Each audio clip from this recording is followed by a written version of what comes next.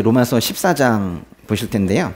우리 지난주에 사실 14장 전체를 다 한꺼번에 보려고 그랬는데 내용이 다 같거든요. 처음부터 끝까지가. 네, 한 반 정도 잘라서 본 겁니다. 그래서 지난주 거 기억나세요? 네? 네? 뭐라고? 토로스 람바노? 그렇죠. 네, 네, 네, 할렐루야. 네, 그래요. 우리 강한 사람들, 약한 사람들 이런 개념이 있다 그랬어요. 근데 그게 뭐 힘이 세고 약하고 뭐 이런 것이 아니라 뭔가 이 확신에 차서 믿음이란 이런 거지, 성경이란 이런 거지 이러면서 확신에 차서 말하는 사람들이 있고, 어떤 사람은 말할까 말까 나눠도 되나 말아야 되나 뭐 이러면서 주저주저 하는 사람들이 있고 그래요. 근데 모두가 다 귀하다. 네? 그래서 우리 공동체에서는 그런 것들을 다 포용해 나갈 수 있어야 된다. 그 얘기였었어요. 오늘 말씀도 비슷한 말씀인데요. 같이 한번 읽어볼까요? 로마서 14장의 13절부터 23절까지입니다. 시작. 그러므로 우리가 이제부터는 서로 남을 판단하지 맙시다. 형제 앞에 걸림돌이나 장애물을 두지 않기로 결심하십시오. 내가 주 예수 안에서 알고 확신하는 것은 이것입니다. 무엇이든지 그 자체로 부정한 것은 없고 다만 부정하다고 여기는 그 사람에게만 부정한 것입니다.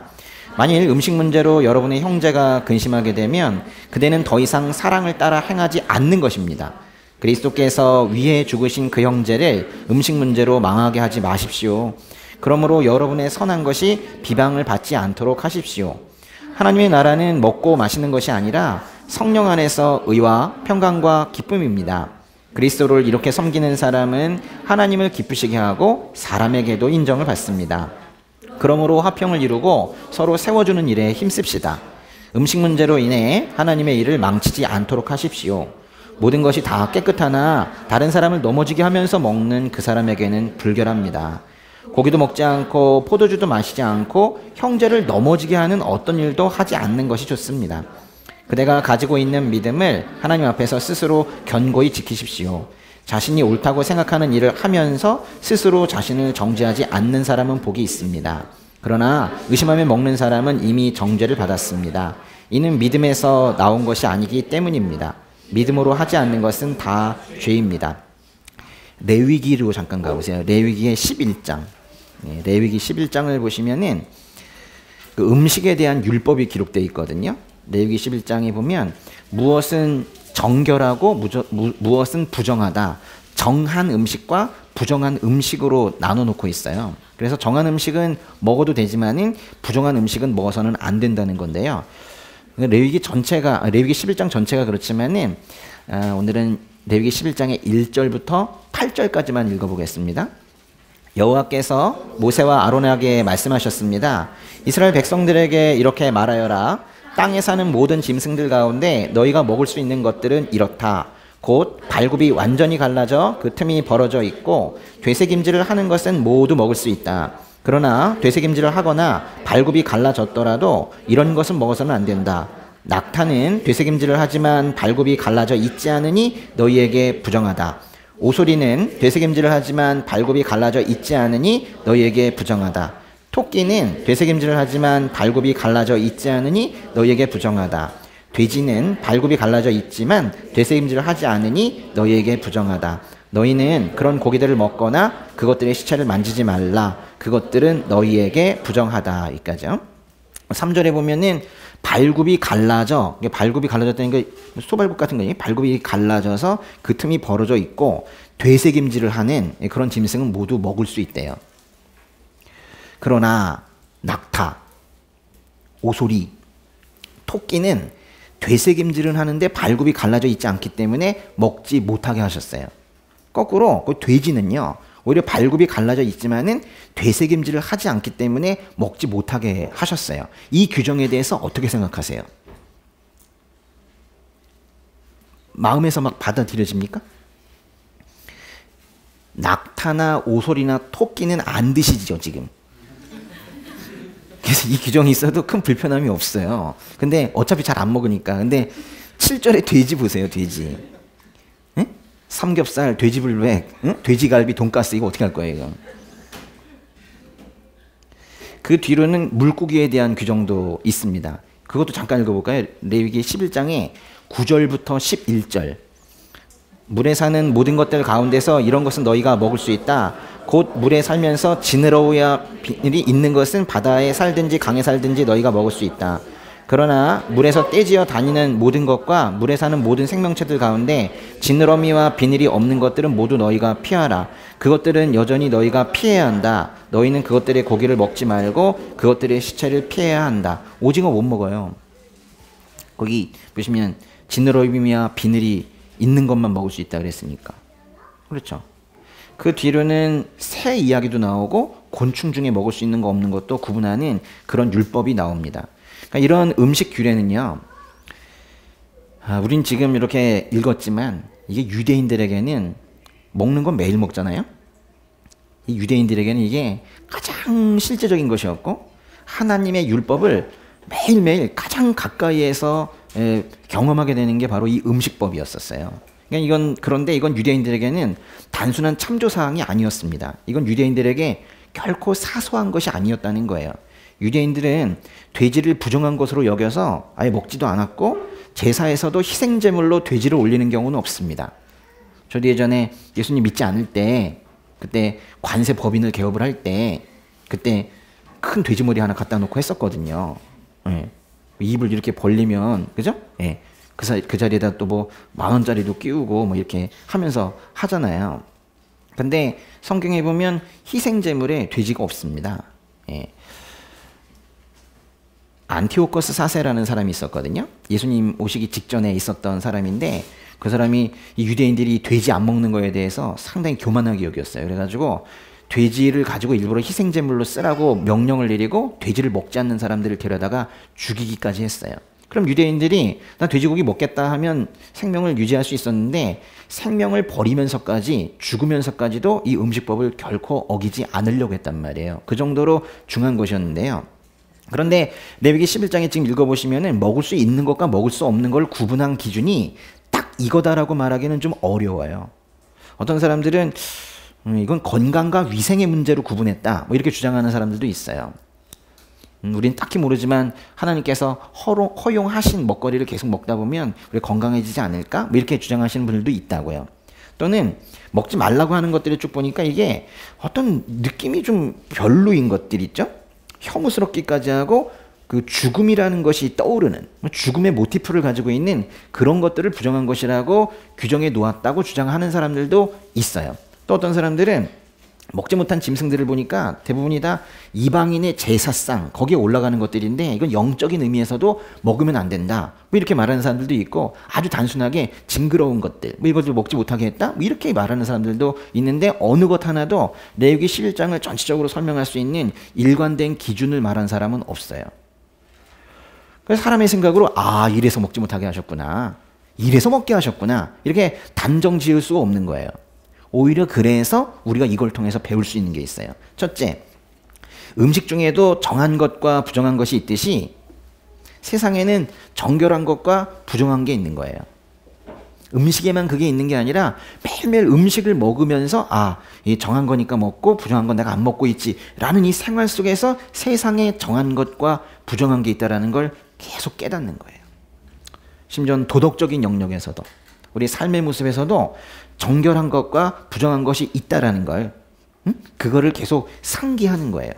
음식을 보면서 정한 것과 부정한 것을 구별해 가면서 살아가는 동안 우리가 도덕적으로도 정한 것과 부정한 것을 분별해 내야 되겠구나 그런 필요성을 끊임없이 떠올리게 되는 거예요.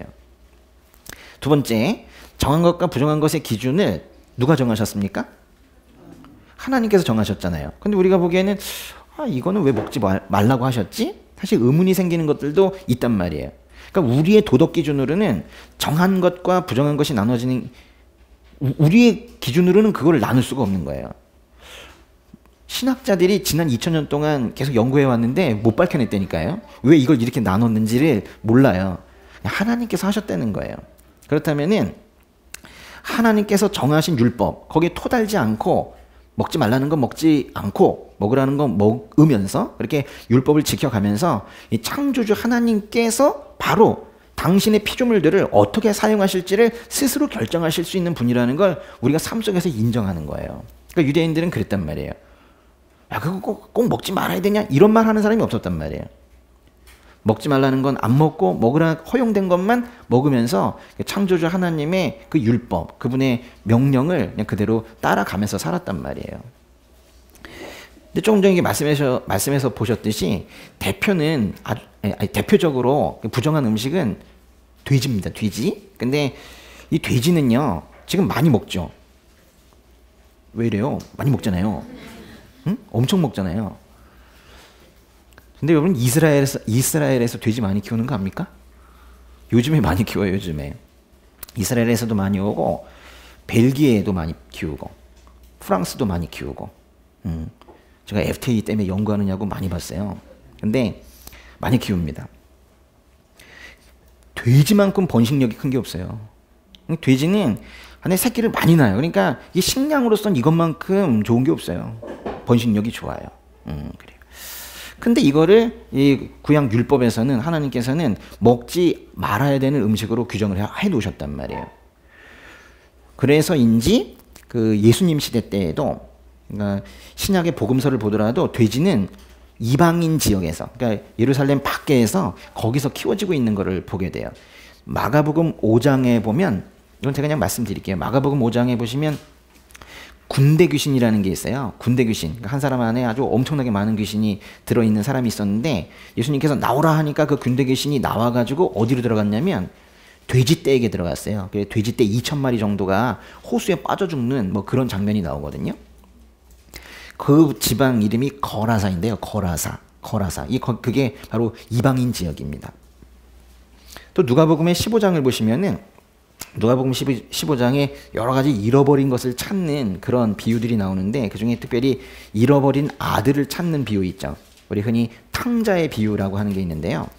아버지가 돌아가시기 전에 둘째 아들이 가가지고, 돌아가시면 주실 거 빨리 주세요. 이래가지고는 미리 유산을 땡겨 받아가지고 집을 나가서 다 탕진해버린 아들 이야기 있죠. 그 아들이 가가지고 돈이 다 떨어졌을 때 뭐 했는지 아세요? 들판에서 돼지 치는 일 했어요. 유대인으로서는, 이스라엘 백성으로는 절대로 해서는 안 되는 그걸 했단 말이에요. 근데 그 정도로 탕진이 됐다는 거예요. 그러면서 거기 뭐라고 표현이 나오냐면, 돼지가 먹는 쥐엄나무 열매로도 배를 채우고 싶었지만 그러지 못했다. 뭐 그런 표현이 나와요. 이 탕자, 잃어버린 아들은 집에서 멀리 떠나서 돼지를 키우는 이방인 지역에 가서 그렇게 죄짓고 살았었다는 그런 얘기인 거예요. 유대인들이 부정한 음식을 정결한 음식과 구별하는 거는 마치 이런 정도 수준이에요. 이 음식은 먹어도 된다, 먹으면 안 된다는 이거 수준은 이스라엘 백성이다? 아니다. 그러니까 이스라엘 사람들은 이방인들을 거의 돼지처럼, 부정한 존재인 것처럼 그런 정도 수준으로 여겼단 말이에요. 그래서 이방인들과 절대로 같이 밥을 먹지 않아요. 그럼 부정한 음식들이 잔뜩 올라오니까 교제가 되지가 않죠. 상당히 폐쇄적인 그런 집단으로 그렇게 지내왔었던 거예요. 그럼 이제 오늘 읽으셨는데, 이 구약 성경의 율법에서 돼지를 먹지 말라고 했으니까 우리도 돼지를 먹어서는 안 되는가? 먹어도 돼요, 안 돼요? 어떤 분들은 갑자기 이럴 때 그러죠. 전 유대인이 아닙니다. 여태까지 베드로에게 한 말, 여태까지 사무엘에게 한 말, 이런 거 다 자기한테 적용시켜놓고 이것만큼은 전 유대인이 아닙니다. 이러잖아요.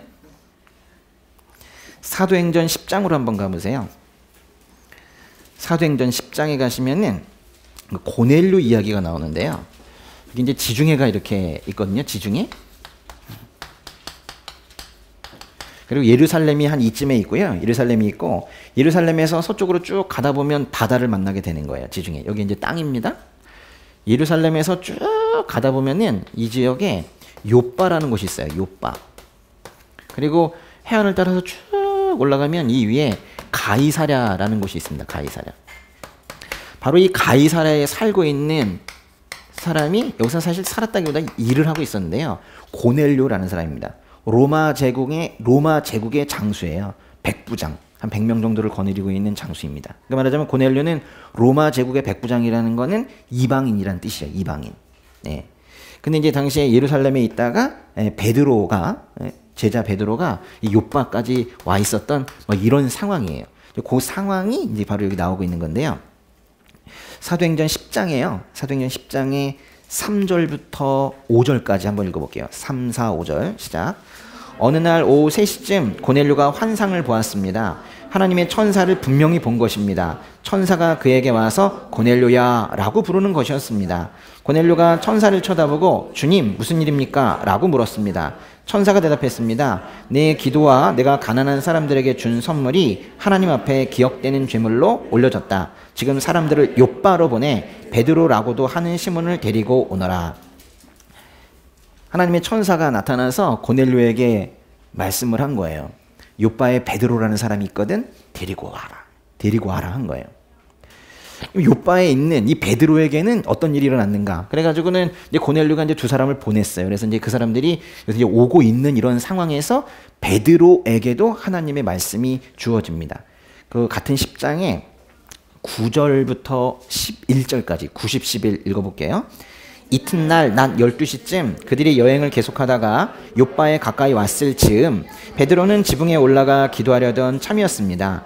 그는 배가 고파 뭔가 좀 먹었으면 했는데 음식이 준비되고 있는 동안 환상을 보게 됐습니다. 하늘이 열리고 큰 보자기 같은 것이 내 귀퉁이가 묶여 땅으로 내려오는 것이었습니다. 여기 위에서 고넬료가 보낸 사람들이 베드로에게 오고 있는데요.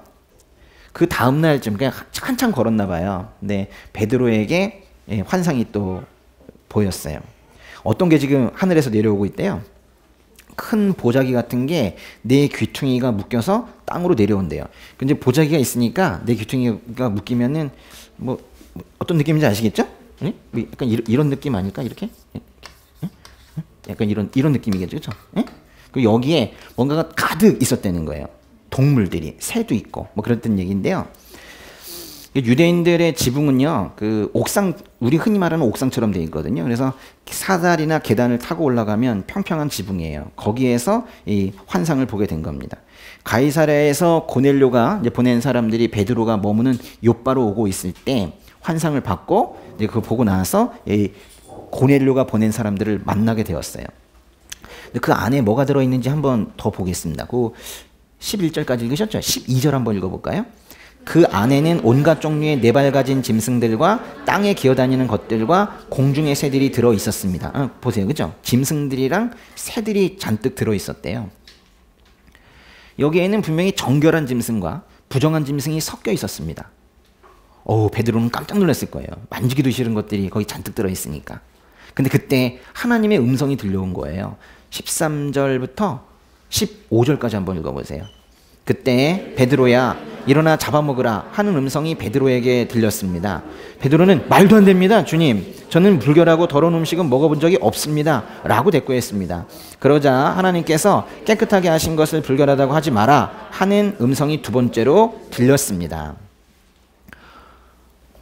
부정한 음식이 잔뜩, 부정한 동물이 잔뜩 오고 있는데 음성이 들려온 거예요. 베드로야 잡아먹어라.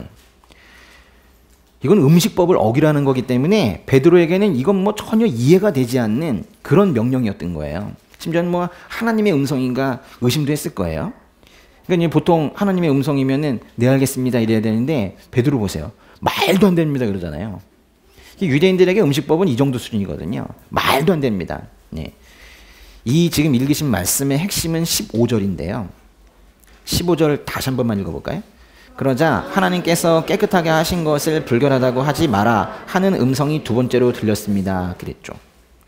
하나님은 예전에 레위기에서는 어떤 정결한 것과 부정한 것을 구별하는 것뿐만 아니라 음식과 관련된 각종 규례를 그거를 다 만들어 놓으셨어요. 어떤 의식법, 음식법 이런 것들을 다 만들어 놓으셨었는데 지금 이 15절에서 그런 모든 것을 철폐하시는 거예요. 이제는 먹어도 된대요. 근데 여기서 이제 우리가 알아야 돼요. 여태까지 먹을 수 있는 것과 먹을 수 없는 것을 구분하시던 하나님께서 왜 갑자기 다 먹어라, 특별히 유대인인 베드로에게 다 먹어라 이렇게 말씀하셨을까요? 왜 음식법을 철폐하셨을까요? 철폐되었으니 우리가 삼겹살을 먹을 수 있다가 중요한 게 아니고 왜 삼겹살을 먹을 수 있게 하셨느냐가 매우 중요한 거예요. 베드로가 이제 환상에 대해서 궁금해하고 있었어요. 왜 이런 걸 보여주시지? 참 마음이 불편하다. 이러고 있을 때 고넬료가 보낸 사람들이 베드로의 집에 도착을 했고 베드로가 이제 그들과 함께 가이사랴로 갑니다. 가봤더니 이제 고넬료뿐만이 아니라 그 이방인 친구들, 가족들이 잔뜩 모여 있는 거예요. 거기 가가지고 이제 베드로가 일종의 설교를 하는데요. 베드로가 가이사랴에 가서 어떻게 설교하는지 잠깐 볼게요. 그 같은 10장에 사도행전 10장에 28절, 29절 읽어보세요. 28, 29. 그들에게 베드로가 말했습니다. 여러분도 잘 알다시피 이렇게 이방 사람과 교제하거나 방문하는 것은 우리 유대 사람으로서는 율법에 어긋나는 행동입니다. 그러나 하나님께서는 어떤 사람도 불결하거나 더럽다고 해서는 안 된다고 내게 보여주셨습니다.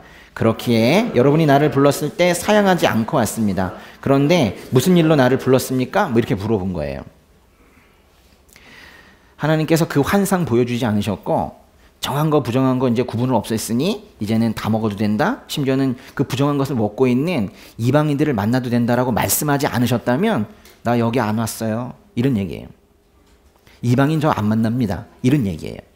또 조금 더 읽어보시는데요. 거기 밑에 10장의 34절이랑 35절도 읽어보세요.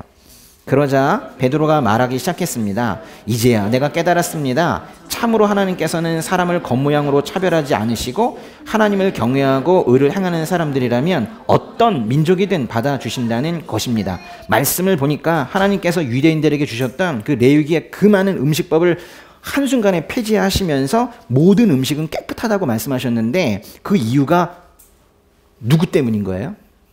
우리 때문인 거예요. 이방인들. 우리 때문에. 하나님께서는 유대인들에게 말씀을 맡기셨어요. 유대인들에게 복음을 처음에 맡기셨어요. 사실 생각해보면 민족적으로는 예수님도 유대인입니다.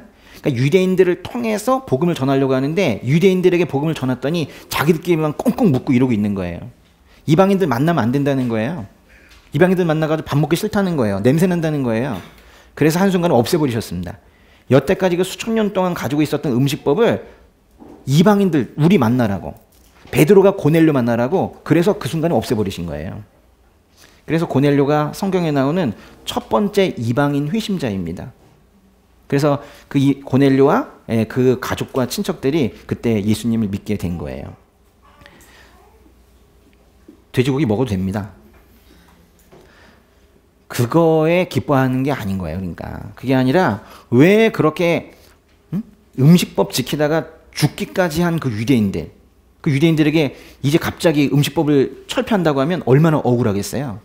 근데 그걸 일순간에 그걸 없애버린 게 우리 때문이란 말이에요. 응? 이방인들을 사랑하셔서 우리까지 구해내시려고 그 많은 음식법을 싹 없애버리신 거예요. 우리가 그걸 알아야 되는 거예요. 유대인들이 목숨 걸고 지켰던 그 음식법을 하나님께서 단번에 없애신 이유는 유대인들을 통해 이방인들에게 복음이 잘 흘러가는데 장애물 없게 하시기 위한 거였어요.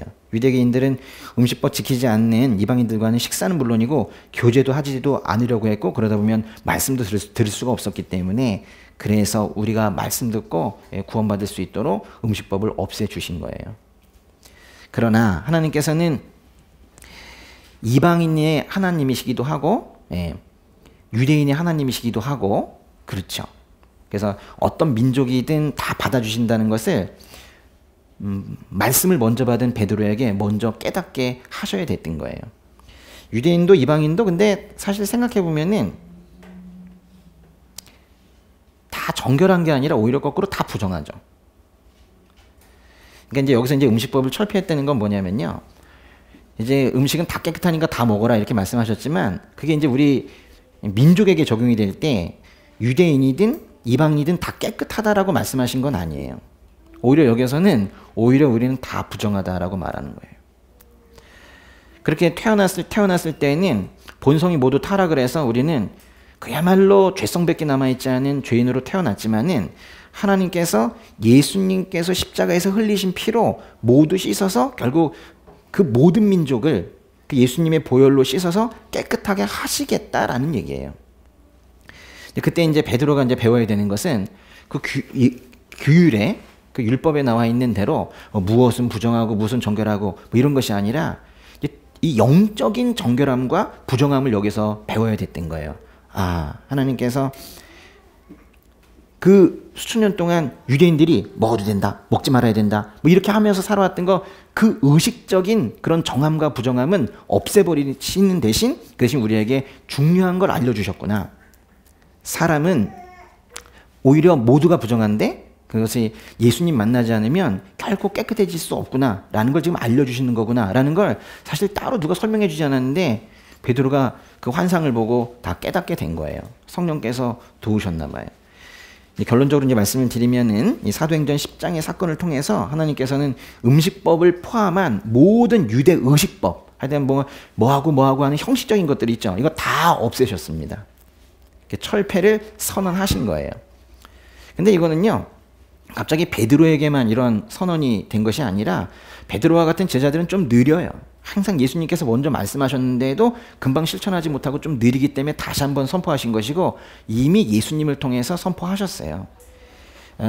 예수님이 벌써 이런 건 벌써 가르쳐 주신 건데요. 마가복음의 7장으로 가보세요. 마가복음 7장. 마가복음의 7장의 14절부터 16절까지 읽어보겠습니다. 7장 14, 15, 16절 시작. 예수께서 다시 사람들을 불러 말씀하셨습니다. 너희는 모두 내 말을 잘 듣고 깨달으라. 몸 밖에 있는 것이 사람 속으로 들어가 사람을 더럽게 하지 못한다. 오히려 사람 속에서 나오는 것이 사람을 더럽게 하는 것이다. 충격적이네요, 말씀이. 그렇죠? 몸 밖에 있는 게 사람 속으로 들어가서 사람을 더럽게 하는 게 아니라 사람 속에서 나오는 것이 사람을 더럽게 한대요. 그렇게 이제 어려운 비유는 아닌 것 같은데 제자들은 이게 뭘 말하는 건지 잘 이해하지 못했던 것 같습니다. 그래서 이제 예수님께서 계속 말씀을 하시는데요. 17절부터 19절까지도 읽어보세요. 예수께서 사람들을 떠나 집 안으로 들어가시자 제자들이 이 비유에 대해 물었습니다. 그러자 예수께서 물으셨습니다. 너희는 아직도 깨닫지 못하느냐? 몸 밖에서 사람 속으로 들어가는 것이 사람을 더럽게 하지 못하는 것을 너희가 알지 못하느냐? 그것은 사람의 마음으로 들어가는 것이 아니라 뱃속으로 들어갔다가 결국 몸 밖으로 나오기 때문이다. 그러므로 예수께서는 모든 음식은 깨끗하다라고 선포하신 겁니다. 먼저 선포하셨네요. 그렇죠? 근데 모두가 마음의 문제였던 거예요. 음식은 뱃속으로 들어갔다가 결국 배설이 되기 때문에 그거 자체가 사람을 더럽게 할 수 없다는 거예요. 오히려 사람을 더럽히는 거는 원래 그 사람 안에 있었던 거, 그 사람 속에 있었던 마음, 더러운 마음이 그 사람을 더럽게 한다는 거예요. 저런 걸 어떻게 먹어? 그런 건 얘기하지 말라는 거예요. 그 음식은 사람을 더럽게 하지 못한다는 거예요. 원래 사람은 더럽다는 거예요. 그게 얼마나 심각한 수준인지에 대해서는 말하기도 어렵다는 거예요. 이 속이 너무너무 더럽다는 거예요. 예수님의 가르침대로 모든 음식물은 본질적으로 깨끗합니다. 유대 율법에서는 음식을 정결한 것과 부정한 것으로 구별을 했는데 이 음식법의 이 목적 자체가 음식이 있진 않아요. 그 음식법을 만들어 놓은 그 이유는 하나님의 거룩하심과 하나님의 교제를 가로막는 그 죄. 그러니까 우리 도덕적인 개념에 있어서도 정한 것과 정결한 것과 정결하지 못한 것이 있다라는 걸 계속 심어주기 위한 거예요. 예수님의 속죄의 죽음을 통해서, 십자가 죽음을 통해서 우리의 마음의 더러움이 철저히 제거되고 또 하나님과의 충만한 그런 교제가 회복이 되면 음식법은 원래 그게 가지고 있었던 목적을 다 이룬 것이기 때문에 이제 음식법 등의 의식법 등은 필요가 없다는 거예요. 음식을 먹으면서 먹지 못하게 하려는 게 목표가 아니라 음식을 먹으면서 세상에 있는 더러운 것과 더럽지 않은 것이 있구나 라는 걸 계속 깨닫게 하셨는데 결국 그걸 깨닫게 하는 게 목적이었는데 우리 성도가 주님 앞에 나아가서 제가 더럽습니다 말하고 주님 깨끗게 하여 주시옵소서 라고 말할 수 있었다면 그 음식법이고 뭐고 그거가 가지고 있었던 그 목적들 다 성취된 거나 마찬가지다. 그런 음식법은 필요 없다. 그 얘기인 거예요. 이렇게 그리스도인들은 더 이상 옛 언약, 옛 율법 아래에 있지 않습니다. 그러니까 예수님께서 오신 것이 얼마나 삶의 큰 변화예요. 심지어 먹는 것에서도 이렇게 큰 변화를 가져왔잖아요. 그래서 사도 바울도 똑같이 예수님의 가르침에 따라 음식은 어떠한 것도 부정한 것이 없다. 모두가 다 깨끗하다. 이 주장을 지금 하고 있는 겁니다. 이거는 이제 사도 바울이 자신의 그 영적인 아들인 디모데에게 보낸 편지에서도 그 내용이 나오는데요. 바울은 마지막 때에는 거짓 가르침이 판을 칠 거라고 하면서 주의를 주면서 이 음식에 대한 이야기를 합니다. 우리 디모데 전서로 가볼까요?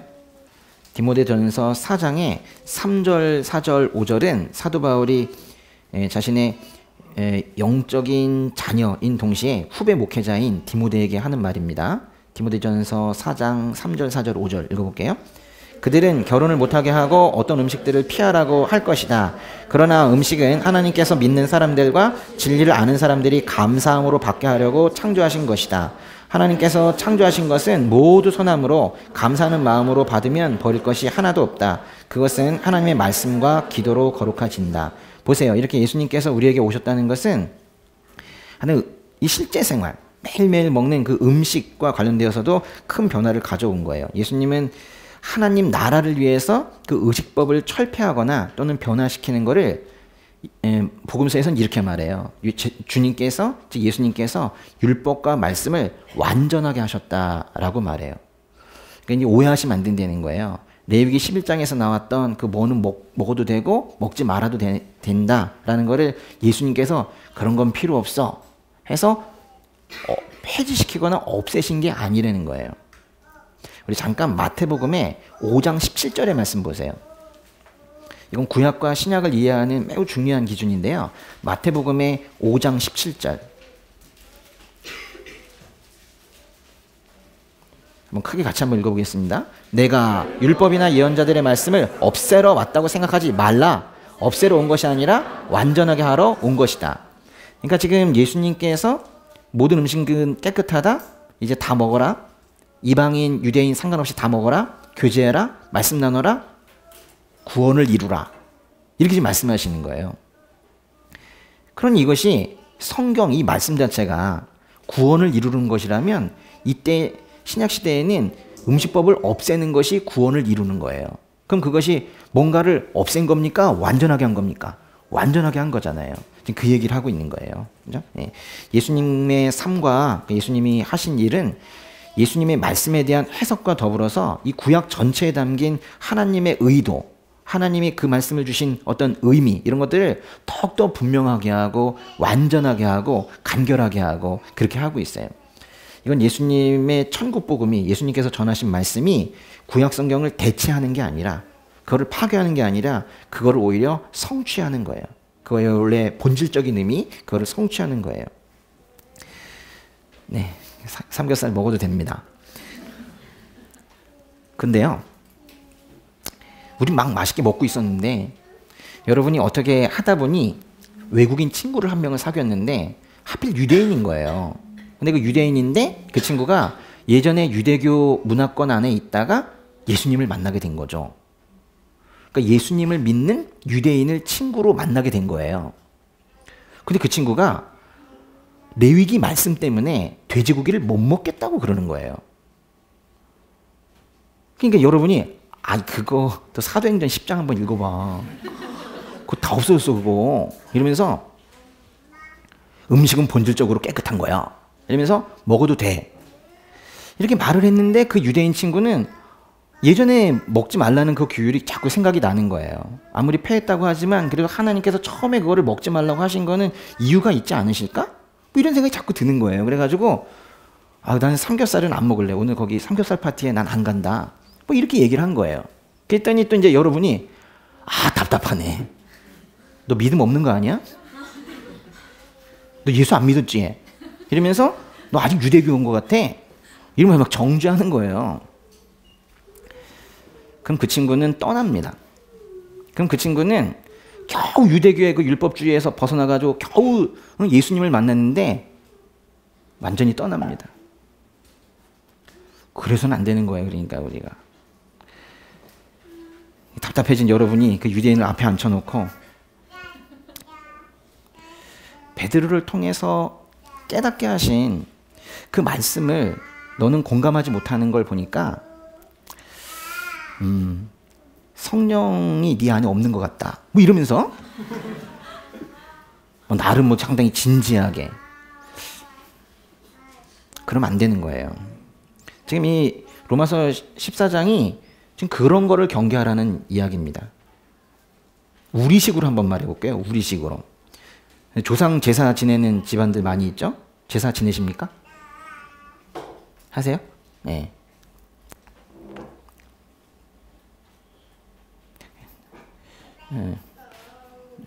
약한 자들에게 뭐라 하지 말라고 그래가지고 말하면 안 되겠네.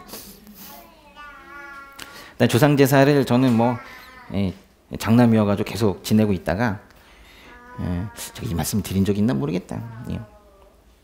어느 날 이제 저희 할아버지 돌아가시고 아버지 돌아가시니까 제가 제2주가 되어가지고 이제 제사를 모셔야 되는 그런 상황이 되었는데 어르신들이랑 다 시골에서 올라왔어요. 저희 집으로 다 올라왔는데 그날 이렇게 제사를 지내는데요. 너무 마음이 힘든 거예요. 어느 날 예수님 믿고 얼마 되지 않았을 때인데 근데 제가 그날 환상을 하나 봤어요. 기도를 하는데 너무 힘들어서 기도를 하는데 제사상에 이런 뱀 있죠. 뱀. 구렁이 같은 게 또아리를 틀고 이렇게 앉아있는 걸 제가 봤어요. 얼마나 제가 깜짝 놀랐는지 그날 제가 우리 제사 이제 앞으로 지내지 말자고 그랬어요. 주변 사람들이 뭐라고 그랬게요? 뭔 얘기냐고 그랬겠죠. 뭔 얘기냐고. 그때 사실 좀 언성이 막 높아지고 막 그랬어요. 근데 제가 그때 그분들 다 가시고 그리고 어머니에게 따로 어머니랑 아내에게 우리 제사 지내지 말자고 제가 그렇게 말했어요. 어머니도 그렇게 하자고 하시면서 그때 제사 도구들 심지어는 한 제사 때 조금이라도 올라갔던 촛대든 제사 도구든 향 피우는 거든 심지어 병풍도 있었어요. 저희 집에 병풍 그 큰 것도 싹 버렸습니다. 싹. 그리고 나서 이제 얼마 지나지 않아서 이제 또 다른 환상을 보여주신 것이 그때 기도할 때 보여주신 게 제가 졸업한 신학대학원 로고였던 거예요. 그때. 그 즈음에 제가 저의 모든 인생의 진로를 다 주님께 맡긴다라는 고백도 하고 제사도 없애고 이러면서 그때부터 이제 하실 일을 하나씩 주시기 시작을 했었어요. 제가 이제 제사는 참 말하기 어려운 게요. 왜냐면 제사는 영적인 게 있어요. 분명히 있는데 제사 음식도 영적일까요? 제사는 사탄들이 제사 자체는 의미가 없는데 제사를 지내는 그 행동과 그때 거기다 막 마음을 주고 있는 사람을 이용해서 사탄이 일을 해요. 제사 자체는 의미가 없는데 근데 그걸 가지고 막 일을 한단 말이에요. 거기서 나타나는 현상들도 다 거짓이지만 그 마음을 가지고 일을 한단 말이에요. 사탄들이. 그러면 이제 제사 지낸 그 음식 있잖아요. 떡도 있고 생선도 있고 그거 먹어도 돼요? 안 돼요? 제사 음식 먹어도 됩니까? 다 드시고 계세요? 거기 올라온 편육 이런 것도 있잖아요. 그것도 있고 이렇게 옆에 돌돌돌 깎아놓은 사과 있잖아요. 그죠? 위아래 쳐놓은 깎아놓은 사과들 먹어도 됩니까? 근데 이제 어느 집안에 다 믿지 않는 사람들이다가 거기에서 한 2명이 이제 크리스천이 됐어요. 근데 이제 그 형제 중에 크리스천 한 형제는 절대로 먹어서는 안 된다. 응? 부정하다. 이렇게 얘기하고 또 한 형제는 야 그런 게 어딨어. 이거 다 어차피 우상숭배니까 의미가 없어. 응? 다 먹어도 돼. 음식은 깨끗한 거야. 응? 그러면서 먹어도 된다고 하면서 옆에서 막 우적우적 먹고 있는 거예요. 그러면서 이 먹고 있으면서 너 왜 안 먹냐? 이러면서 안 먹냐? 이러면서 야 믿음이 약하네. 믿음이 약하네. 이러면 되겠어요? 안 되겠어요? 그런 거 하지 말라는 거예요. 이제 좀 이해가 되시나요? 나 설명 잘한 것 같아요. 만약에 음식을 확신을 가지고 막 먹으면서 자유롭게 먹으면서 혹시라도 누군가를 이렇게 믿음 없다고 비난을 했다면 그 사람은 단순히 기분 나쁜 정도가 아니라 크게 실족할 수 있다는 거예요. 먹어도 되나 말아야 되나 이 정도로 마음이 약했던 사람은 어떤 다른 사람의 그런 비난에 의해서 주님을 떠나게 될 수도 있다는 거예요. 근데 교회 떠난 사람들이 하는 얘기가 뭐예요? 예수님이 미워서 떠났다고 그래요? 응? 그 사람 때문에 그랬다고 그래요. 그 사람 때문에. 그러니까 계속 그런 잘못들이 이루어지고 있으면서 건강한 공동체가 유지되지 못하는 걸 주님께서 가슴 아프셔서 사도 바울을 통해 로마에 보내는 편지에 이런 기록을 남겨주신 거예요. 지난주와 마찬가지로 로마서 14장의 뒷부분도 다 그 이야기입니다. 로마서 14장으로 이제 가보세요. 이제 설교 시작인데요. 네, 로마서 14장에 13절 첫 절 한번 읽어보겠습니다. 그러므로 우리가 이제부터는 서로 남을 판단하지 맙시다. 형제 앞에 걸림돌이나 장애물을 두지 않기로 결심하십시오. 다시 13절만 잘 지키고 살아도 공동체는 될 것 같아요. 서로 남을 판단하지 맙시다. 형제 앞에 걸림돌이나 장애물을 두지 않기로 결심하십시오. 아멘. 그렇죠? 그거예요. 있잖아요. 이제 언어가 되기 시작을 했어요. 그 13절은 그러므로 우리가 이렇게 시작을 하는데요. 그 우리가 누군지 어디까지를 우리라고 하는지 잘 말하지 않고 한참 이야기를 진행해 가다가 15장의 첫 절, 15장의 1절에 보면 그 우리가 누군지 거기서 이제 드디어 밝혀져요. 로마서 15장 1절 한번 읽어볼까요? 우리 강한 사람들은 마땅히 연약한 사람들의 약점을 감싸주고 자기가 기뻐하는 대로 하지 않도록 해야 합니다. 아, 우리라는 건 강한 사람들이네요. 근데 우리 강한 사람들이라는 게 뭐라고 그랬어요? 자기 확신에 찬 사람들 있죠. 아, 이 말씀 더 읽어보면 알지 뭐 이러면서 먹어도 돼? 이렇게 말하는 사람들. 괜찮다니까 돼지고기 먹어도 돼 라고 유대인들에게까지 말할 수 있는 사람들. 이런 사람들. 제사 음식 먹어도 돼. 괜찮다니까 이렇게 말하는 사람들. 자신 있는 사람들. 확신에 찬 사람들. 이런 사람들을 강한 사람들이라고 하는 건데 그 사람들에게 주시는 권면이 그 13절부터 끝까지 23절까지인 거예요. 사실 근데 생각해 보면은 지금 우리가 어쩔 수 없이 강하다 약하다 얘기하고 있지만은 이게 다 상대적인 얘기죠. 아니 가다가 차에만 치여도 죽는 우리들인데 사실 뭐가 강해요. 그죠? 여기서 표현을 어쩔 수 없이 상대적으로 하기 위해서 그렇게 해놓은 것이지 이제 내가 강한 사람 입장에서 한번 이 말씀을 읽어봐야 되겠다 생각을 해도 그것도 상대적인 거라고요. 사람에서 뭐 강해봤자 약해봤자 그런 걸 도토리 키재기라고 하죠. 도토리 키재기. 그죠? 근데 여긴 지금 그냥 약간의 차이지만은 그 약간의 차이인데도 그것 때문에 또 실족하는 사람들이 있기 때문에 주는 거지 난 강자 쪽이다 뭐 이런 생각할 필요는 없어요. 우린 다 약하니까요. 강한 사람들이 자주 받게 되는 유혹은 자기가 옳다고 생각하고 확신이 있으니까 약한 사람들을 주저주저 하는 사람들 어떻게 해야지 이런 사람들을 판단하고 비판하고 싶은 그런 유혹을 계속 받게 돼요. 여러분은 근데 생각해보면 어느 쪽이신 것 같아요? 약간 이렇게 확신에 차서 말하는 스타일이세요? 아니면 할까 말까 아이 차라리 말자 이러면서 누가 들으면은 또 혼자 속으로 불편해하고 이런 쪽이세요? 강하세요? 약하세요? 강해? 그렇구나. 강하세요? 약하세요? 한번 대답해봐요. 우리 강약 한번 손 들어볼까요? 근데 사실 좀 궁금해요. 우리 공동체가 어떤 사람들로 구성이 되어 있는지 좀 궁금해요. 자기가 약하다고 생각하시는 분. 오, 저희 예상과 너무 다르네요. 전 다 약하다고 생각하고 있었거든요. 저희 예상이랑 너무 다르네요. 그래요. 그러시구나. 그러니까 자기가 이렇게 뭔가 조금이라도 말하고 나서 불편하신가 보다. 그쵸? 응? 사람들한테 계속 상처 주고 있다고 생각하시나 봐요. 그쵸? 잘하고 계시네요. 예.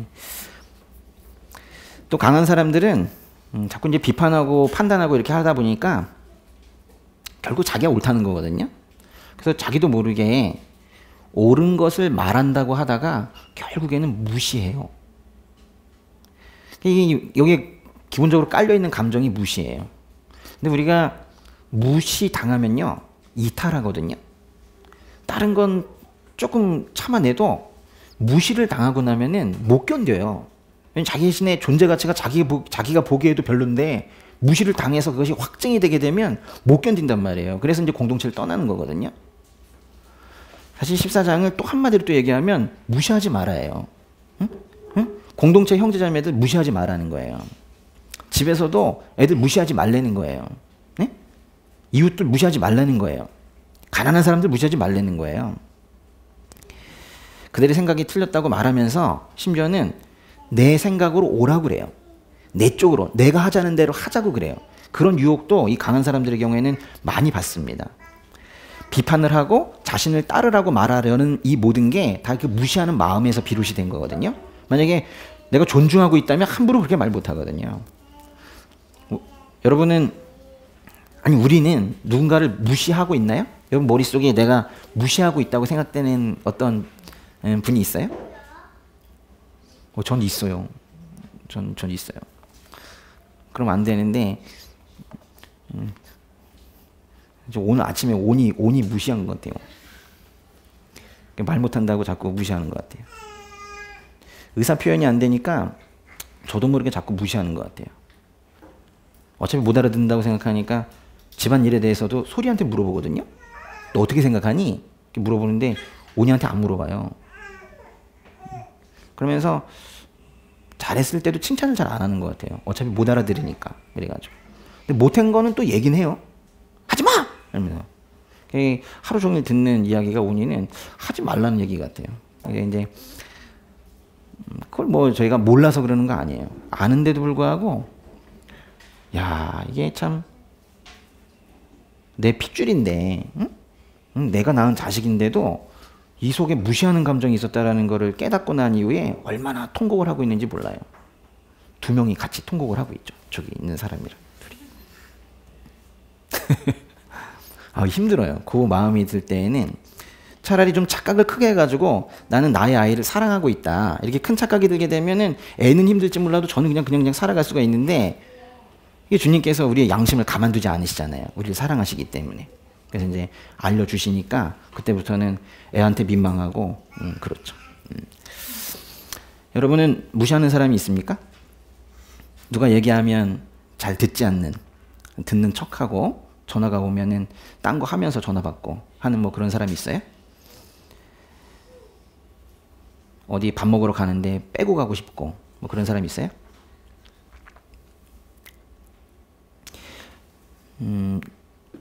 무시는 누가 가르쳐 주지도 않았는데 그걸 아주 타고나가지고는 자꾸 해요.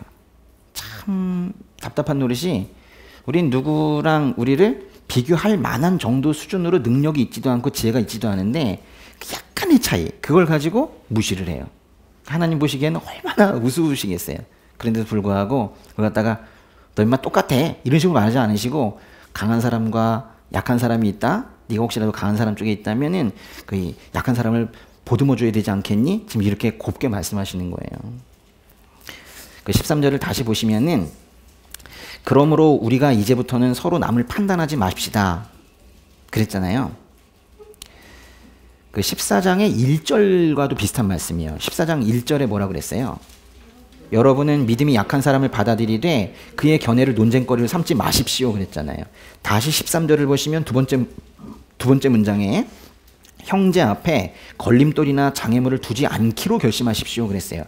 걸림돌이나 장애물을 형제 자매 앞에 절대로 두지 말라는 거예요. 강한 사람들은 다른 사람들을 화나게 만들거나 그들이 그들 스스로의 확신과 어긋나게 행동하도록 유혹해서는 안 된다는 거예요. 왜냐면 약한 사람이 예를 들면 아까 제사 음식 먹으면 먹을 수 없다고 어떻게 먹냐고 하는 사람들에게 먹으라고 그래가지고 자신 쪽으로 끌고 오려는 그래서 실족하게 만드는 그런 걸림돌을 놓아서는 안 된다라는 그런 얘기예요. 이 말씀은요 세상에 진리가 있고 비진리가 있는데 그런 걸 모두 다 포용하라는 그런 뜻이 아니에요. 비진리를 어떻게 안고 가겠어요? 악한 걸 어떻게 안고 가겠어요? 악한 거는 배척을 해야 되겠죠. 근데 여기서는 지금 그 문제가 아니라 아니 제사 음식 먹고 안 먹고가 뭐가 그렇게 큰 거예요. 그럼 음식 문제와 같이 사실은 사소한 문제거든요. 하나님과의 나와의 문제, 구원의 문제 아니고서야 그런 작은 문제들에 대해서는 그거는 다 포용하고 가시라는 거예요. 근데 우리는 또 구원의 문제는 오히려 좀 멀리 있고 논쟁으로 삼지도 않으면서 그런 작은 것들을 가지고 아웅다웅 하면서 비판하고 정죄하고 이러면서 살고 있다는 거예요. 그게 교회의 모습이어서 지금 그거 하지 말라는 거죠. 그 형제 지금 부족해 보여도 그 자매님 지금 부족해 보여도 주님께서 여태까지 인도해 오신 거예요. 거기서 끝이 아니라 앞으로 계속 인도해 가실 거거든요. 그 순례의 여정 중에 걸림돌 되지 말라는 거예요. 가만히 놔두면 그 사람 지금 거기서 머물지 않아요. 응? 신앙이 잘 성장할 텐데 거기다가 우리가 슬쩍 확신으로 내뱉는다라는 그런 어떤 말들 때문에 걸림돌 방해물이 되지 말라는 거예요. 그 14장에요. 14절 한번 읽어보세요. 14절. 내가 주 예수 안에서 알고 확신하는 것은 이것입니다. 무엇이든지 그 자체로 부정한 것은 없고 다만 부정하다고 여기는 그 사람에게만 부정한 것입니다. 네. 바울은 주 예수 안에서 알고 있다고, 알고 확신하는 것이 있다고 그래요. 자신이 특별히 우월한 위치에서 지금 말하는 게 아니고 나도 당신들과 똑같이 주 안에 있는 형제입니다. 이러면서 지금 말을 시작을 하는데요. 뭘 확신하냐면 무엇이든지 그 자체로 부정한 것은 없고 다만 부정하다고 여기는 그 사람에게만 부정한 것이다. 예수님으로 인해서 음식법 같은 게 다 철폐되었고 그래서 어떤 음식도 그 자체로 부정한 거는 없지만은 만약 어떤 사람이 벌벌벌 떨면서 그게 부정하다고 여긴다면 그 사람에게만큼은 그게 부정한 의미가 아니냐 이런 얘기예요. 그러면 이제 우상에게 바쳐진 제물, 심지어 귀신에게 바쳤던 제물, 제사 음식 이런 거를 먹어도 괜찮다는 말인가? 제가 먹어도 된다고 그랬어요? 안 된다고 그랬어요? 먹어도 돼요. 먹어도 됩니다. 그렇지만 너무 꺼림칙해서 먹지 못하는 사람을 비난하지 마시라고. 배고프면 드시면 돼요. 그리고 그 제사 음식이 입에 맞으면 드시면 되는 거예요. 응? 또 먹으라고 그랬다고 또 그 편육을 무조건 우구적우적 이렇게 할 필요는 없고. 고린도전서를 한번 보세요. 고린도전서에 그 얘기를 아주 딱 정리해놨습니다. 고린도전서 8장 4절에요.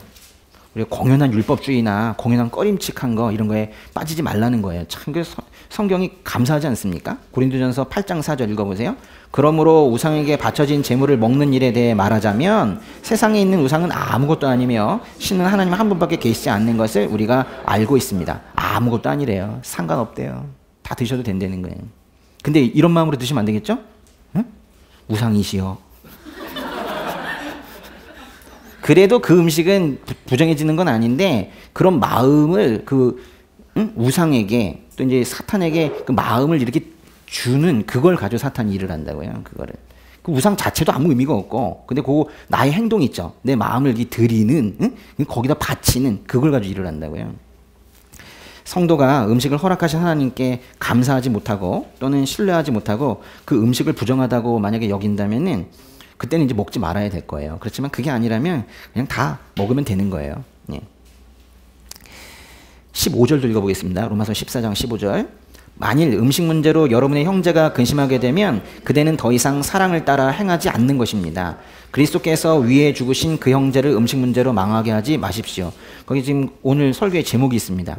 그리스도께서 위에 죽으신 그 형제. 그것은 제가 그 짬은 뺐는데요. 그리스도께서 위에 죽으신 형제. 한번 읽어보세요. 그리스도께서 위에 죽으신 형제. 약간 어색하죠, 표현이. 그리스도께서 무엇을 위해가 아니라 그리스도께서 위해 죽으신 형제. 그래서 이것이 조금 어색하다고 다른 성경에서는 그리스도께서 대신하여 죽으신 형제. 그러니까 그 형제를 대신해서 예수님께서 죽으셨다는 뜻인데 이 우리말 성경의 이 번역이 가장 정확해요. 일단 원어 그대로입니다. 그리스도께서 위해 for 그리스도께서 위해 죽으신 형제예요. 강한 사람들은 음식 문제로 그의 형제들, 자매들을 근심하게 해서는 안 됩니다. 크리스천 유대인 앞에서 삼겹살을 바삭바삭 구워 먹으면서 처음부터 다시 배워야겠어. 아직 유대교를 못 버렸나 봐. 이런 식이거나 제사 음식에 무슨 영적 의미가 있어. 배고프거나 맛있거나 그럼 먹는 거지. 그렇게 하면서 음식을 못 먹는 사람을 만약에 무시하고 있다면은 그거는 사랑이 아니라는 거예요. 우리의 믿음은 사랑을 통해서 역사하여야 합니다. 우리의 믿음은 사랑을 통해서 일해야 된다고요. 갈라디아서 잠깐 가보세요. 갈라디아서의 5장 6절. 갈라디아서 5장 6절. 믿음이 아무리 좋아도 그것이 무시하는 방식으로 비난하는 방식으로 나타나면 아무 소용이 없다는 거예요. 갈라디아서 5장 6절 한번 읽어보세요. 그리스도 예수 안에서는 할례를 받는 것이나 할례를 받지 않는 것이나 아무 소용이 없고 오직 사랑으로 역사하는 믿음뿐입니다. 그 뒷부분만 외워보세요. 무슨 믿음이라고요? 사랑으로 역사하는 믿음. 좌우명 삼으세요. 이 말씀은 할례 자체를 반대하거나 하는 그런 말씀이 아니고 소용이 있는 건 세상에 소용이 있는 믿음이라는 것은 오직 사랑으로 역사하는 믿음뿐이라는 거예요. 참된 믿음은 살아있고 능동적이고 사랑으로 가득 차 있다는 거예요. 예. 난 믿음이 있어 이러면서 옳고 그름만 따지면서 누군가를 무시하는 건 그건 진정한 믿음이 아니라는 거예요. 강한 사람들은요, 행동할 수 있는 폭이 넓어요. 이 음식을 나 괜찮아, 제사 음식 먹을 수 있어. 먹을 수 있지만 그날 배가 부르면 안 먹어도 되죠. 먹을 수 있지만 또 참고 안 먹어도 돼요. 근데 약한 사람들은 못 먹기만 해요. 좀 더 문신의 폭이 큰 사람이 그 사람이 책임을 가지고 그 사람이 품어야 되는 거예요. 책임 있는 믿음이 필요해요. 사랑으로 역사하는 믿음이 필요한 거예요. 약한 사람들은 제사 음식이 뭐 어때? 라면서 먹는 그 강한 사람들을 보면서 염려에 빠질 수도 있어요. 아, 저 먹으면 안 되는데. 응? 저 귀신 있는 거 아니야? 귀신. 제사 음식에. 저 먹으면 안 되는데. 이럴 수도 있다니까. 근데 그걸 갖다 옆에서 괜찮다니까? 그래서 계속 먹고 있으면 시험에 들 수 있단 말이에요. 그래서 바울은 강한 사람들이 자유, 주님께서 주신 그 자유를 행사할 수는 있어도 옆에 연약한 사람들이 있으면 그 자유, 얼마나 귀한 거예요, 자유. 그걸 포기하려는 거예요. 자유롭게 행사할 수 있는, 자유롭게 행동할 수 있는 어떤 권리도 포기할 줄 알아야 된다는 거예요. 그런 걸 우리가 사랑과 믿음이 공존한다고 하는 거예요. 믿음이 사랑이랑 따로 가면 안 되는 거예요. 왜냐하면 이제 여기 이유가 그거예요. 그럼 왜 그렇게 옆에 있는 사람을 이렇게 귀하게 대해줘야 되는가? 그리스도께서 위해 죽으신 형제이기 때문이라는 거예요. 그 말에 별표 쳐놓으세요. 그리스도께서 위해서 죽은 형제이기 때문에 우리가 함부로 대해서는 안 된다는 거예요. 심지어는 뭐 주저주저하고 말도 잘못하고 믿음도 약해 보이고 이래도 함부로 대하지 말라는 거예요. 예. 그리스도께서 위해 죽으신 형제이기 때문에.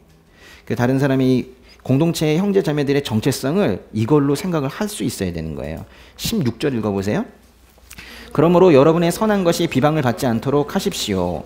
선한 것이 비방을 받지 않도록 하라. 모독받지 않게 하라. 즉 선한 게 오히려 악한 걸로 간주되지 않게 하라는 거예요. 선한 것이라는 건요. 여러분이 이제 강한 사람들이 아까 말씀하셨으니까 선한 것이라는 건 여러분들이 아주 기쁨으로 강한 확신을 가지고 있는 거 있죠. 그거 좋지 뭐. 믿음을 가지고 있고 그 믿음에 따라 괜찮다니까 제사 음식 먹어도 된다니까 라고 말하는 거를 선한 것이라고 여기서 지금 말하고 있어요. 그러니까 그거는 다른 말로 하면 자유입니다. 자유. 그리스도인이 가지게 된 자유를 말하는 거예요.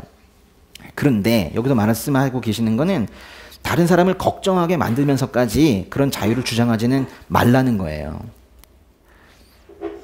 먹어도 된다니까? 이러면서 이제 먹고 있을 때, 자유를 행사하고 있을 때 옆에 있는 약한 사람이 저 먹으면 안 되는데 이러면서 벌벌 떨고 있고 이럴 때 우리의 그 주님께서 십자가에서 죽으셔서 율법주의와 죄와 상처로부터 모두 우리를 해방시켜서 우리에게 주신 그 자유가, 그 최고의 가치, 그 자유가, 그게 가치가 떨어지게 된다는 거예요.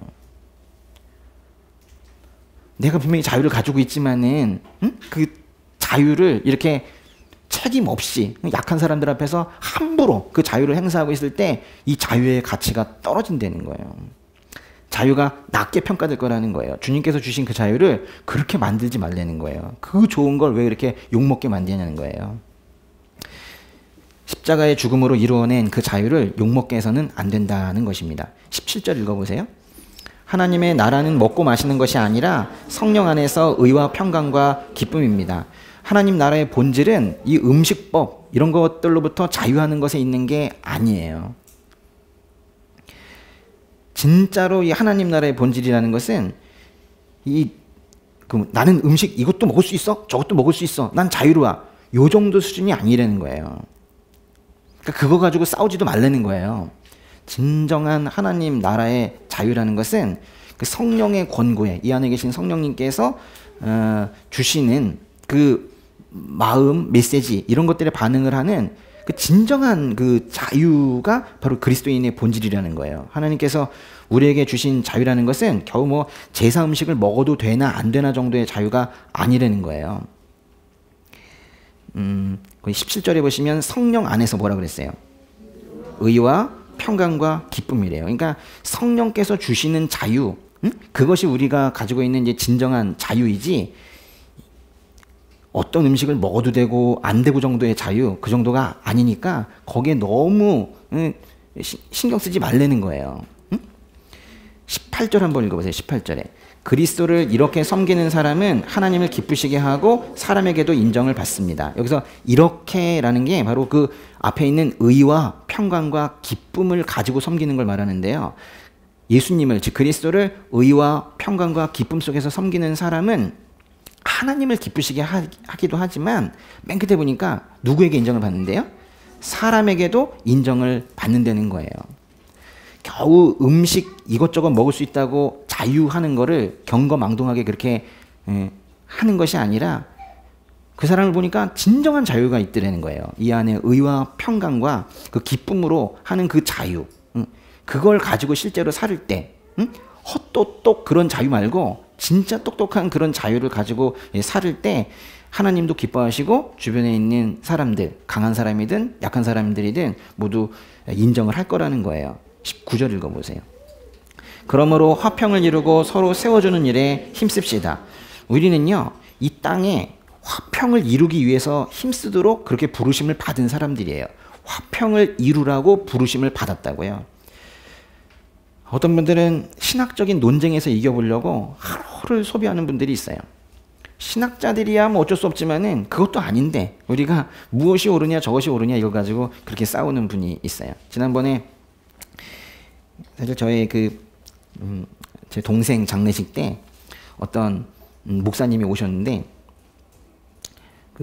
우리도 뭐 절은 안 하는데요. 근데 그분은 꽃을 안 하신다고 하더라고요. 제가 이렇게 꽃을 드렸다가 안 하신다고 하길래 그냥 내려놨는데 저는 사실 그 꽃에 대해서 별로 의미가 없었기 때문에 그냥 거기까지 오신 분들이 뭐 아무것도 안 하고 하긴 뭐 하고 그래가지고 그냥 그거라도 이렇게 하나 하는 저는 그 정도 생각하고 있는 사람이에요. 근데 그분이 어떻게 사람에게 죽은 사람에게 꽃을 드리냐 저거는 하나님께서 노하신다고 하면서 그러면서 이제 밥만 드시고 가셨는데 근데 그런 것들 있죠.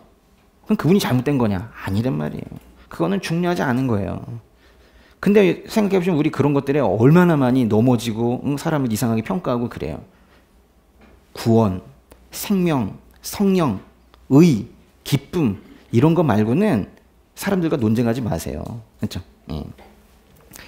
또 심지어는 그런 뭐 귀한 구원의 문제 이런 것들에 대해서도 혹시 자신이 확신이 있다가 하더라도 우리는 책임 있게 사랑으로 그런 것들을 표현을 해야지 함부로 해서는 안 될 거예요. 20절 읽어보세요. 20절.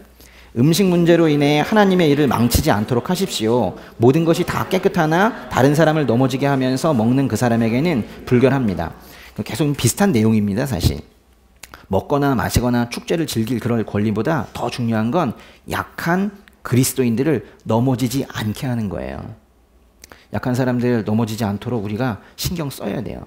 약한 형제자매들을 넘어지게 하는 거는 하나님의 사역을 방해하는 거예요. 하나님께서 계속 이루어가고 계시는 그 한 영혼을 그걸 갖다 중간에 방해 놓는 거거든요. 율법과 복음의 관계에 대해서 조금 안답시고 강한 어조로 어떤 음식을 먹지 못하는 형제자매들을 비난해서 공연히 그들을 실족시켜서는 안 됩니다. 제가 오늘 유독 같은 말들을 계속하고 있죠. 예? 저는 보통 잘 안 하거든요. 저는 한마디 하고 나면 같은 말을 잘 안 해요. 예, 일부러 다 잘라요. 근데 오늘 이 말씀은 계속 생각이 나야 되거든요. 이거는 나중에 생각이 나면 이미 늦어요. 이미 상처 주고 실족한 다음에 생각이 나면 안 되거든요. 그래서 제가 오늘 말씀은 계속 기억을 해야 되기 때문에 같은 말을 제가 지금 또 드리고 지금 계속 그러고 있는 거거든요. 예. 왜냐면 약한 사람은 한번 꺾어지고 나면 다시 회복시키기가 상당히 힘들어요. 사실 떠난 분들이 있어요. 제가 잘못해서. 근데 생각해보면은 저는 중요하다고 생각한 문제들이었는데 구원의 문제 뭐 이런 것들이었는데 그래도 그렇게 해서는 안 됐던 상황들이 있었어요. 약한 형제가 실족해서 떠난다면은 그것만큼 큰 죄가 없어요. 응? 하나님께서 구원을 위하여 세워주신 이 교회에서 누군가가 실족을 해서 이 구원의 대열에서 떨어져 나간다면 그것만큼 큰 죄가 어디 있겠어요. 제가 말씀드렸다시피 약한 사람들의 지금의 모습은 그 강한 사람의 눈에는 좀 답답해 보일지 몰라도 그 모습은 바로 여태까지 그 인생에 하나님께서 촘촘하게 쌓아오신 하나님의 은총으로 이루어진 거예요. 그것 자체가, 그 인생 자체가 우리 눈에는 조금 부족해 보일지 몰라도, 답답해 보일지 몰라도, 우물쭈물하는 것 같이 보일지 몰라도 하나님의 작품인 거예요. 앞으로도 계속 빚어갈, 앞으로도 계속 변해갈 그런 하나님의 작품인 거예요. 그리스도인의 자유는 결코 약한 사람을 넘어지게 하는데 분별 없이 사용되어서는 안 됩니다. 우리가 성숙해져야 돼요. 21절과 22절 읽어볼게요. 고기도 먹지 않고 포도주도 마시지 않고 형제를 넘어지게 하는 어떤 일도 하지 않는 것이 좋습니다.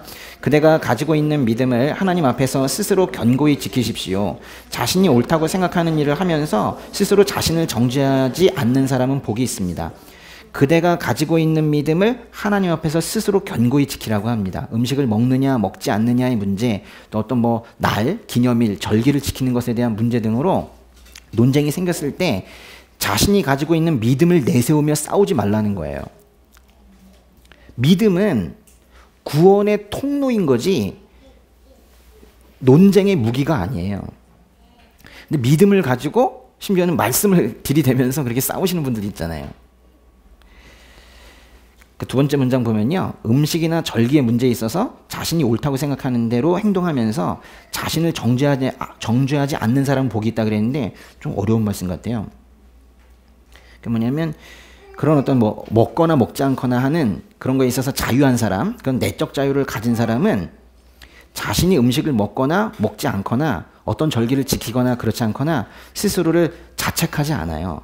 상당히 자유롭죠. 여러분은 오히려 강한 사람들이라고 아까 말씀하셨으니까 그런 면에서 오히려 스스로를 자책하지, 나 왜 이걸 또 먹지 못하지?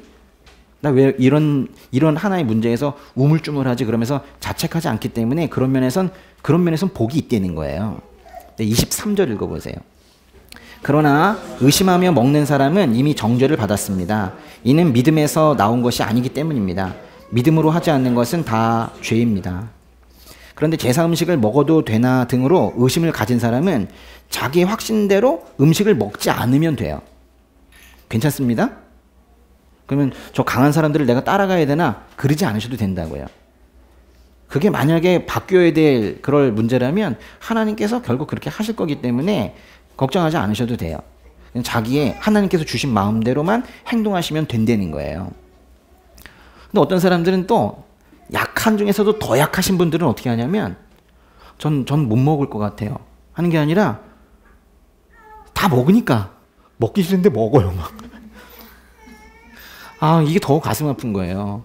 근데 그렇게도 하지 마시라는 거예요. 여기 지금 이건 약한 사람들을 위해서 권면하는 건데 힘든 거 그렇게 하지 않으셔도 된다고요. 그렇죠? 예. 의심을 하면서도 오히려 강한 사람들이 하는 걸 보면서 따라하는 거, 그거는 하나님께서 이 안에 양심으로 일하고 계시는 거에 거역하고 있는 거예요. 막 속은 불편해 죽겠는데 그러다 굳이 이렇게 드실 필요는 없는 거예요.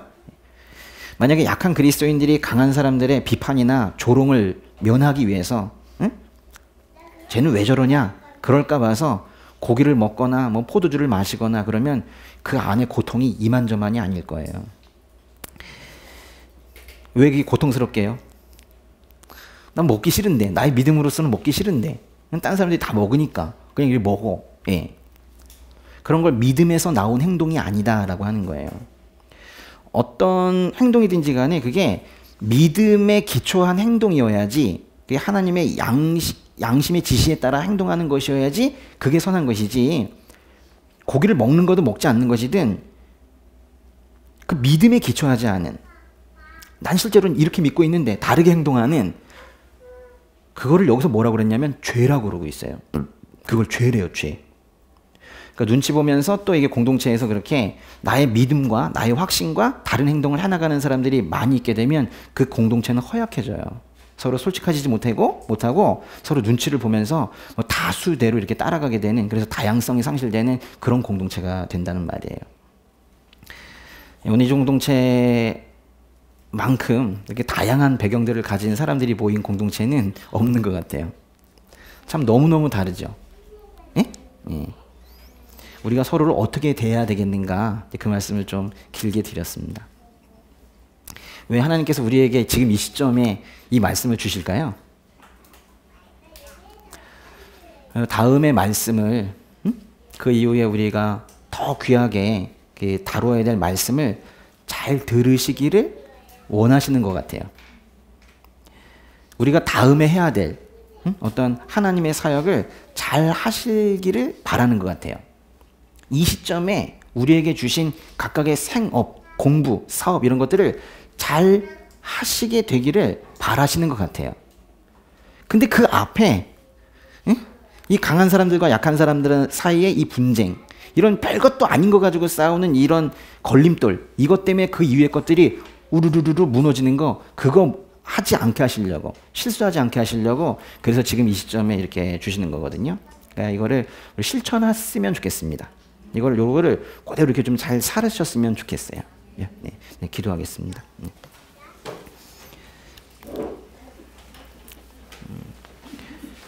사랑이 많으신 하나님 아버지, 우리에게 사랑을 가지고 살라 말씀하시고, 사랑으로 역사하지 않는 믿음은 소용없는 것이다 말씀하신 그 하나님의 진의가, 하나님의 그 마음이 무엇인지 저희가 오늘 말씀을 들어 깨달았으니 그것을 계속 우리 마음속에 넣고 그걸 순종하고 실행해 나가며 그렇게 살기를 원합니다. 특별히 우리 온리즈의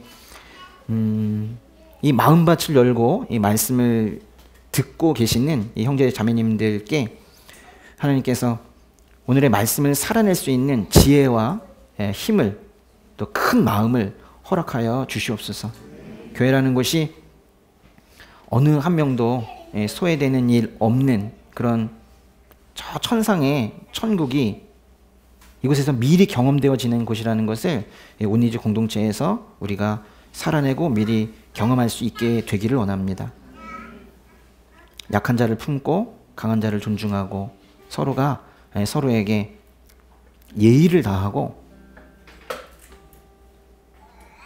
그 상대방을 주님의 제단 위에 올려드리며 늘 중보하는 저희 귀한 온리즈 공동체 될 수 있도록 아버지, 우리 관계와 관계 사이에서 일하여 주시옵소서. 무엇보다도 우리 마음속에 있는 사람과 사람을 계급지어 놓고 그 사이에서 약한 자를 무시하였던 그 마음, 그 무시의 마음이 우리에게서 완전히 사라지게 되기 원합니다.